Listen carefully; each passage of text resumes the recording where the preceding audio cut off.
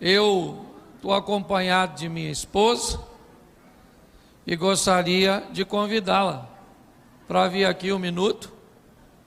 Eu gostaria de dizer para vocês que nós temos um casamento perfeito, que nós não brigamos, mas não vai rolar, certo? Nós somos casados há 29, estamos indo para 30 anos, e confesso a vocês que você ainda que não casou, pense bem, porque a perspectiva de vida do brasileiro aumentou. Então faz 30 anos e nenhum dos dois morreu. Ainda bem que é bom, porque se não fosse não era casamento, é saga. Mas deixa eu falar algo para vocês, eu vou pedir para ela orar. Mas a parte mais fácil do meu casamento ou da minha vida é falar com vocês. A mais difícil é viver o que eu falo, é fugir da hipocrisia. Muitas pessoas, quando encontram minha esposa, elas desejam fazer uma pergunta para minha esposa: ele é desse jeito mesmo? Ou é fake? É lógico que eu dou um dinheiro a ela para ela falar. Mas essa é minha companheira, metade do meu ministério. Quando nós nos casamos, nós não tínhamos nada. Hoje nós não temos quase nada. Mas pelo menos já saiu do nada para o quase. Morávamos e vivíamos numa cama tão apertada que sonhávamos o mesmo sonho. Era bem legal. Temos 2 filhos, um neto, uma nora e um ministério. Essa mulher que vocês estão vendo é o rio que atravessa meu deserto. É o lugar para onde eu tenho, a grandeza de voltar. Então eu quero agradecer a Deus por sua vida. A gente já até brigou hoje. Não, hoje não. Certo? Mas ontem, anteontem, sei lá, brigou a qualquer hora dessa. Você também não precisa saber quando. Gente, olha só. O tempo, ele traz maturidade. Eu tenho falado com o Cláudio que a gente precisa arrumar uma confusão para ter o que falar. Não é verdade? Só não precisa ser hoje. Não, aqui. não. Eu queria que ela orasse, queria que você desse a mão aí, o seu adversário, a sua adversária. Certo? Essa pessoa que você escolheu, ou se não escolheu, o inimigo colocou no seu caminho. Feche seus olhos, ela vai estar orando. Pai, em nome de Jesus, eu te agradeço por nós estarmos aqui, eu te agradeço por tudo que vai ser falado aqui, porque eu tenho certeza que nós precisamos ouvir, mesmo às vezes nós nem estamos tão afim de ouvir, mas que toda a palavra venha trazer mudança, venha trazer uma melhora para nossas vidas e que possamos sair daqui impactados, levando algo para a nossa casa, para a nossa vida, cujo qual nós vamos fazer valer a pena estarmos aqui. Toma nossa família em tuas mãos, toma nosso casamento, que possamos ser casados para sempre, mesmo em meio às adversidades, que possamos amadurecer e caminhar juntos até que a morte nos separe. Tudo isso eu te peço, já agradecendo pela vitória, em nome de Jesus. Amém. Amém. Obrigado, querida. Deus abençoe. Isso aí. Glória a Deus. Bom, deixa eu entender um pouquinho aqui. Eu vou falar com vocês mais ou menos 1 hora. Vocês nem vão notar, vai ser com anestesia. Quando vocês verem, já terminou. Quem aqui, porventura, ainda não casou, levante a mão. Namorado, noivo, levanta aí a mão assim. Glória a Deus. Deus abençoe vocês. E preste atenção no que eu vou dizer. Você está num dos lugares mais importantes da sua vida, porque você ainda não casou. Ou seja, isso dá tempo de você dizer não, não quero, chega, basta. Quem aqui já casou, levante a mão. Para vocês já era. Casamento não tem rota de fuga. Casamento não tem saída de emergência. Eu vou explicar isso aqui para vocês hoje. Mas, vamos lá. O que é o casamento? Na verdade, uma definição minha para casamento é um momento marcante onde dois universos se chocam. Um dos primeiros livros que li para falar de família, quando comecei a desconfiar que era isso que Deus estava me conduzindo, foi Homens são de Marte, Mulheres são de Vênus. Uma literatura que tinha o propósito de falar de planetas diferentes, de pessoas que iriam ter um encontro, uma venusiana e um marciano, e que pautado naquele encontro, naquela visão, eles resolveriam se unir e estabelecer um novo núcleo familiar agora na Terra. Ela com seus valores, com seus hábitos, suas maneiras, e ele com as dele. E quando os universos se chocam, nós precisamos ter muita maturidade. Nós vemos hoje casais se divorciando, mas eu não considero desse ou esse o maior dos males. Para mim, o maior dos males são aquelas pessoas que não se divorciam, de fato,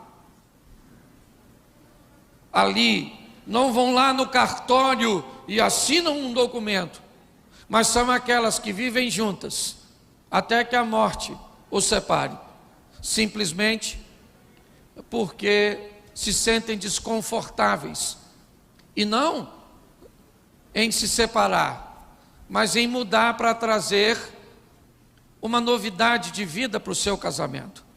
Hoje muitas pessoas dizem: é assim mesmo, mulher é desse jeito, homem é desse jeito, vovó já dizia, mamãe me falou isso, e eu não acredito mais. E o grande problema não é o que nós estamos vivendo, é a lição que estamos oferecendo, porque vivemos num ambiente geracional. Tem uma nova turminha prestando atenção em nós. E pasme vocês, se eu tivesse aqui no encontro de adolescentes e jovens e perguntassem quantos não querem casar, você pode ter certeza que mais da metade levantaria a mão. E por que você não quer casar? Porque o exemplo que eu tenho de casamento não é dos melhores. Porque a proposta que eu vi meus pais viverem não é das melhores. Então, eu vou optar por não me casar. Então, deixa eu falar algumas coisinhas antes de entrar na mensagem. Primeiro, para que você que já está dentro, use as informações como um processo terapêutico para te ajudar.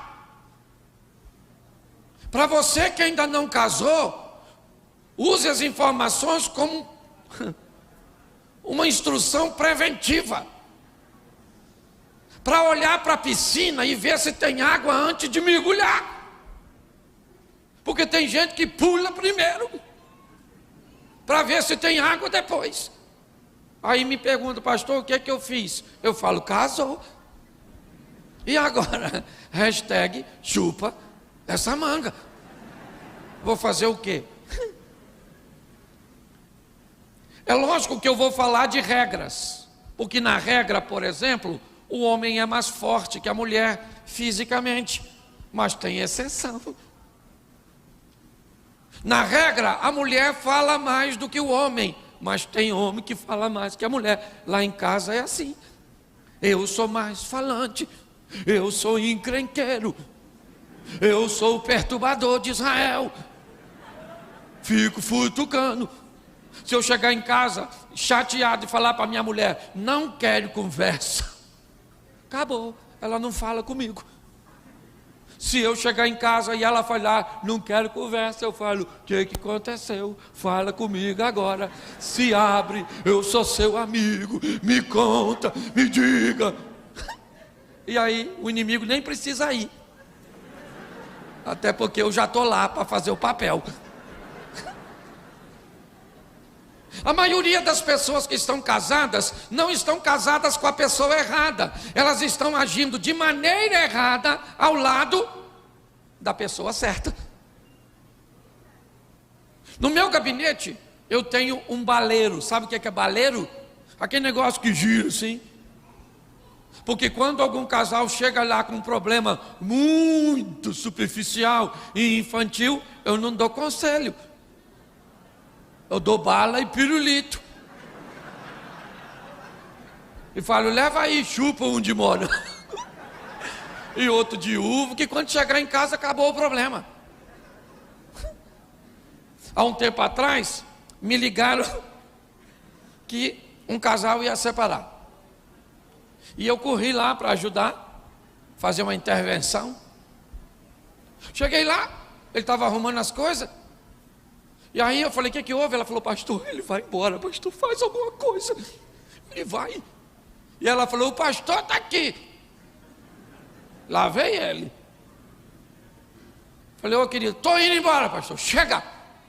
Basta. Hoje foi o fim. Eu falei, nossa. O que aconteceu? Nós brigamos. Eu falei, por quê? Ele falou, por quê? Eu falei, por quê? Ele falou, por quê? Eu falei, por quê? Ele falou, eu só quero saber por quê que nós brigamos. Aí ele olhou para ela e falou, por que que nós brigamos? Ele não sabia. E pior, ela falou, nós brigamos porque aconteceu um negócio aí. Eu falei, é isso que eu quero saber. Que negócio? Eles não sabiam. No final, sabe o que ele falou para mim? Pastor, por que nós estamos brigando não é importante. O importante é que nós estamos brigando. O cara ia embora de casa.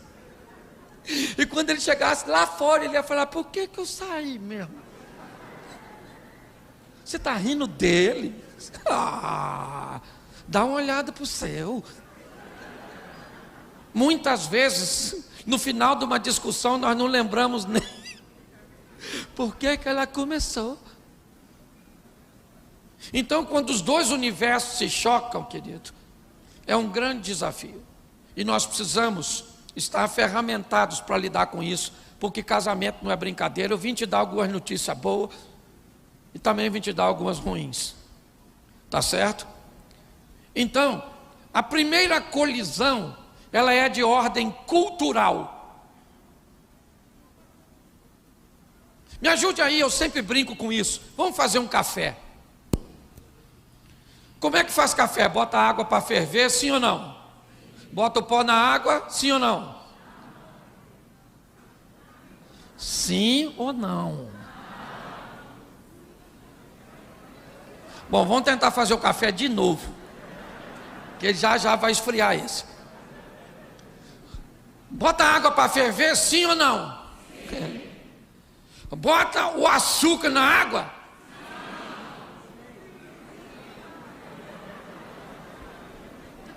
Vai dar ruim.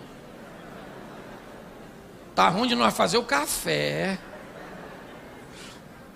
Bom, se eu boto a água primeiro, o pó depois, o açúcar na água e passo lá, e no final o que fica pronto? Então qual é o problema? É que no infeliz de um lar,